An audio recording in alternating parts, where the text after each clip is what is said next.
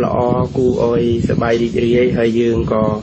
កត់សរសើរចំពោះនាយករដ្ឋមន្ត្រីគ្រប់ទឹកឈ្មោះអគ្គមហាសេនាបតីតេជោហ៊ុនសែនដែលមានគណិតច្នៃប្រឌិតធ្វើក្តាស់ប្រាក់អយល្អមើលហើយយើងក៏កត់សរសើរចំពោះការប្រឹងប្រែង30ឆ្នាំរបស់គាត់នេះដែរមកដល់ដំណាក់កាលនេះគាត់បានបង្កើតក្តាស់រូបិយប័ណ្ណមួយដ៏ថ្មីស្រឡាង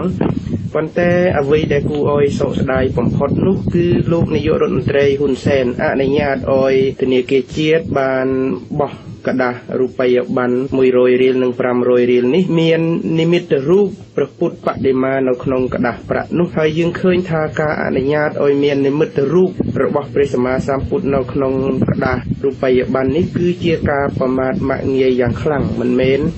ការគោរពនិងផ្ដល់តម្លៃឲ្យព្រះពុទ្ធសាសនានោះទេការគោរពព្រះពុទ្ធការស្រឡាញ់ព្រះពុទ្ធសាសនាគឺយើងប្រកាន់ខ្ជាប់នៅធម៌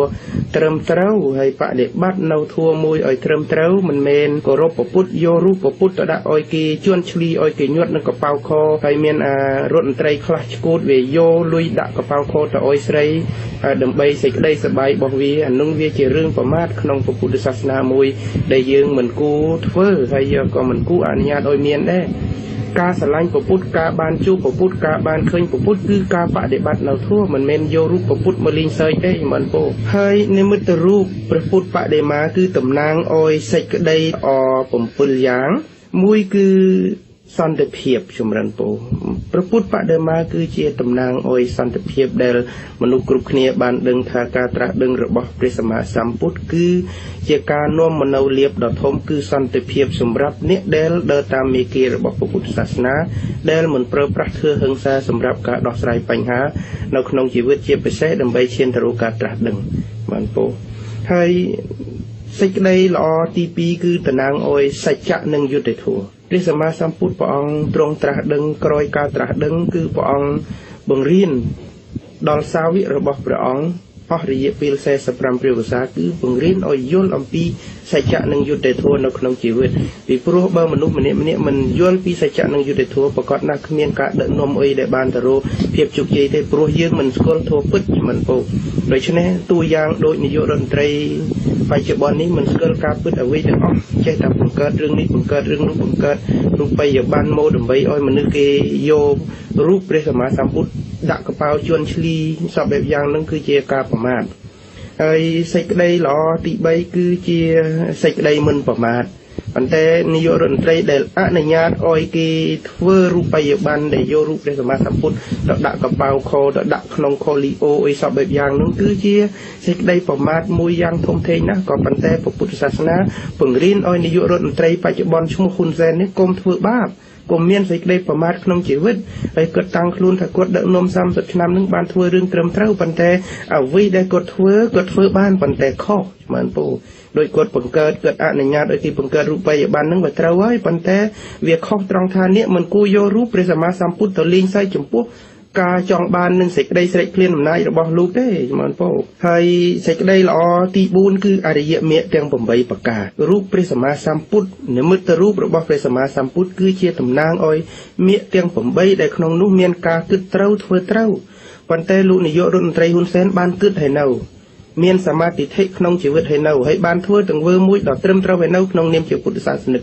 បើហ៊ុនសែនបានគិតបានពិចារណាមិនអាចអនុញ្ញាតឲ្យធនាគារជាតិឲ្យអគ្គទេសាភិបាលជាតិយករូបព្រះសម្មាសម្ពុទ្ធទៅបោះពុម្ពនៅក្នុងក្តាររូបិយប័ណ្ណយកមកដាក់ក្នុងខូលីអូរបស់លោកនោះទេបានពោលដូច្នេះហ៊ុនសែនអត់មានអធិង្គិកមគ្គទាំង8មិនស័ក្តិសមជាអ្នកដឹកនាំប្រទេសកាន់ពុទ្ធសាសនាទេគូគិតពិចារណាថាលោកគូអត្រេតខ្លះទៅកុំអោយធ្វើអ្វីខុសសម្រាប់ជាតិខ្មែរច្រើនតទៀតចម្រើនពោហើយសេចក្តីល្អទី5គឺការគោរពបូជានាយករដ្ឋមន្ត្រីតាំងខ្លួនថាគោរពពុទ្ធសាសនាបានគោរពពុទ្ធសាសនាត្រឹមត្រូវឯនៅបានដើរតាមការបង្ហាត់បង្រៀនព្រះសម្មាសម្ពុទ្ធហើយឬនៅដូច្នេះបើលោកហ៊ុនសែនគ្មានការគោរព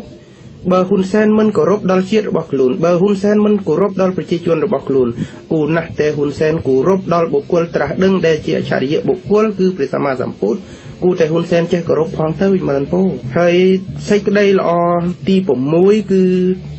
ពុទ្ធបដិមាតំណាងឲ្យការត្រាស់ដឹងរួចផុតចាក់ទុកលេងវិលវល់ជាមួយនឹងហ៊ុនសែនតទៀតហើយមិនពោសេចក្តីល្អទី7គឺការមិន ពាក់នឹងគ្រឿងសៅមងនានាក្នុងលោកីនេះហើយនិមិត្តរូបរបស់ព្រះសម្មាសម្ពុទ្ធគឺជាតំណាងឲ្យការមិនជិបជំពាក់ដូច្នេះបើយើងយករូបិយប័ណ្ណដែលមានរូបព្រះសម្មាសម្ពុទ្ធយកមកដាក់នោះគឺយើងជាអ្នកជន់ឈ្លីធ្វើឲ្យរូបនោះវិលវល់ហើយបានធ្វើឲ្យមនុស្សនោះវង្វេងហើយមនុស្សគេគោរពកាលណាមានរូបបដិមាគេមិនហ៊ាននឹងដើរកន្លងផងហើយពួកឯងយកមកដាក់កប៉ៅខោអង្គុយលើយកទៅពន្រើសេចក្តីស្រេកឃ្លានរបស់ខ្លួនយកទៅពន្រើមហិច្ឆតារបស់ខ្លួននេះគឺជាការខុសឆ្គងធំណាស់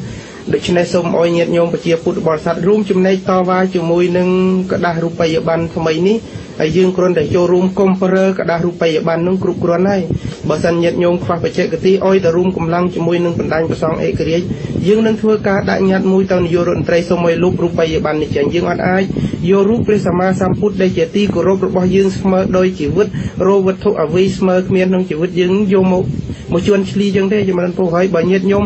បកកណាគ្រប់ព្រះអង្គទូទាំងព្រះរាជាណាចក្រកម្ពុជាក៏ដូចជានៅទូទាំងពិភពលោកតាំងខ្លួនជាអ្នកកាន់ពុទ្ធសាសនាពិតប្រាកដមានការគោរពបូជាចំពោះពុទ្ធមែននោះ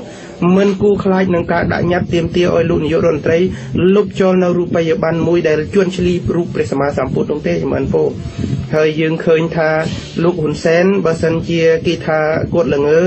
គាត់ខឹងដាច់ក្បាលដាច់កន្ទុយហើយមិនដែលត្រេះរិះពិចារណាចំពោះការថាល្ងើនោះទេប៉ុន្តែបើគេថាលោកល្ងើលោកគូពិចារណាខ្លះទៅកន្លែងណាលោកល្ងើលោកគូកែទៅប៉ុន្តែទុយទៅវិញបើគេប្រសើរសម្ដេចអគ្គមហាសេនាបតីដេជូដឹកនាំដល់ខ្ពស់ប្រកបដោយកតេបណ្ឌិតនោះលោកសប្បាយចិត្តភ្លេចគិតហើយធ្វើរឿងខុសសម្រាប់ជាតិខ្លួនឯងសម្រាប់សាសនាខ្លួនឯងចម្រើនពូនឹងហើយអវិជ្ជានឹងហើយបុគ្គលដែលមានសេចក្តីប្រមាទក្នុងជីវិតនឹងអាត្រេតទៅចម្រើនពូហើយរឿងមួយទៀតនោះគឺហ៊ុនសែនជាមនុស្សដឹងគុណហើយដឹងគុណគ្មានព្រំដែនយើងមើលគ្រាន់តែជប៉ុនធ្វើស្ពានអយនោះដឹងគុណរហូតដល់យកមក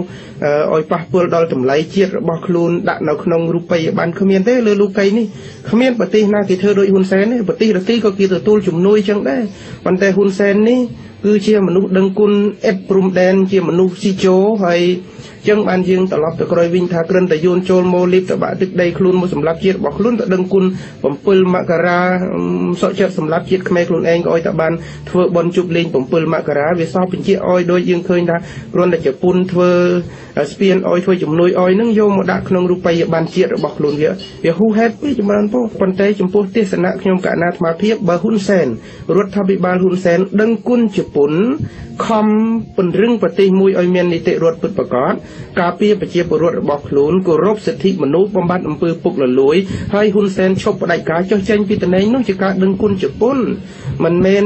យកស្ពានដែលជប៉ុនធ្វើយកមកដាក់នឹងរូបិយប័ណ្ណដែលជាជាតិរបស់ខ្លួនឲ្យហ៊ុនសែន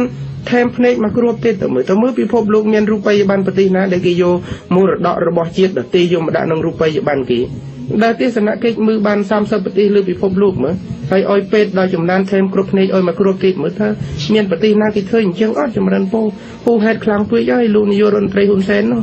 ហើយសូមឲ្យលោកនាយករដ្ឋមន្ត្រីហ៊ុនសែនកុំខឹងជាមួយនឹងអាត្មាដែលអាត្មាហៅសម្ដេចនាយករដ្ឋមន្ត្រីថាមនុស្សល្ងើភ្លេចគិតហ្នឹងបានពោព្រោះទុកឱកាសឲ្យអាត្មានិយាយទៅមុនអាត្មាងាប់បានពោព្រោះអាត្មានិយាយនេះដើម្បីឲ្យលោកនាយករដ្ឋមន្ត្រីឈប់ល្ងើទេបានពោបើឯងល្ងើដល់ម្លឹងឲ្យគ្នាថាខ្លះមិនកើតបានពោអានឹងខ្ញុំកណាចូលរួមចំណែកប៉ុណ្ណេះដើម្បីបញ្ហាប្រជាជាតិខ្ញុំកណាដឹងថាខ្ញុំកណាដឹងរឿងច្រើនចំពោះជាតិខ្មែរបច្ចុប្បន្ននេះដូច្នេះជីវិតយើងស្ថិតនៅក្នុងការភ័យស្រួយបថុយប្រឋានមិនដឹងគេធ្វើបាបយើងរឿងអីប៉ុន្តែខ្ញុំកណាអាត្មាភាពតាំងចិត្តថាអ្នកឯងធ្វើអ្វីក៏យើងបានឧទ្ទិសបូជាចំពោះជាតិយើងហើយបើអ្នកដឹកនាំបច្ចុប្បន្នប៉ូលីសទាហានមន្ត្រីរាជការដឹងថាអាត្មានិយាយនេះដើម្បីផលប្រយោជន៍ប្រជាជាតិគួរតែគុំធ្វើបាបអាត្មាទៅទុកអាត្មាឲ្យនិយាយដើម្បីកុំចាត់មនុស្សអាក្រក់ចេញពីប្រទេសរបស់ខ្លួននឹងប្រាំពោហើយសូមឲ្យញាតិញោមទាំងអស់គ្នារួមចំណែកក្នុងការតវ៉ាមិនអនុញ្ញាតឲ្យប្រើប្រាស់រូបិយប័ណ្ណដែលមានរូបសំណាករបស់ព្រះសម្មាសម្ពុទ្ធនៅក្នុងនោះហើយរឿងដែលខុសមួយទៀតកាន់តែធំនោះគឺក្រុមហ៊ុនសែននឹងវាល្ងើគ្រប់ទឹកហ្មងមាននាយករដ្ឋមន្ត្រីមួយនេះគ្រប់ទឹកមកបពប្រឆាំងគេហៅនាយករដ្ឋមន្ត្រីហ៊ុនសែនថាមិនគ្រប់ទឹកតែអាត្មាសូមហៅផ្ទុយទៅវិញគឺនាយករដ្ឋមន្ត្រីគ្រប់ទឹកមាននាយករដ្ឋមន្ត្រីមួយនេះគ្រប់ទឹកហ្មងគ្រប់ទឹកអស់ទឹកអស់ដីអស់ព្រៃព្រឹក្សាធ្វើអ្វីក៏ខុសចំពោះជាតិគ្រប់ហ្មងនឹងគេហៅគ្រប់ភាសាខ្មែរបើនិយាយថាគ្រប់ហ្នឹងគឺមនុស្សហ្នឹងវាឈួតមែនបងអញ្ចឹងហើយយើងមាននាយករដ្ឋមន្ត្រីគ្រប់មួយនេះអស្ចារ្យតែម្ដងហើយបើបានតែយករូបសំណាកព្រះសម្មាសម្ពុទ្ធទៅដាក់នឹងដាក់តាមរចនាបថខ្មែរទៅ vô rút sầm nạ đã nông chia rây chân nạ bọt chuồn bò rồi đi được thế xong bữa nay mới rây chân nạ bọt đèn lục vô đã nông nông cả đã rút bay ban nông chia rây chân nạ bọt rồi bảo khmer rồi chia chặt rây chân nạ bọt rồi bảo bờ tây chịch khang từ bờ tây Thái vậy đam anh bố về là ngơ tòng cướp tư này mà anh bố đừng cún kia mình rước múc chăng khmer để chui lục ơi căn từ nay xong rồi năm mấy viêm đừng cún phóng là sao là ngơ này mà anh bố nhom cả na xong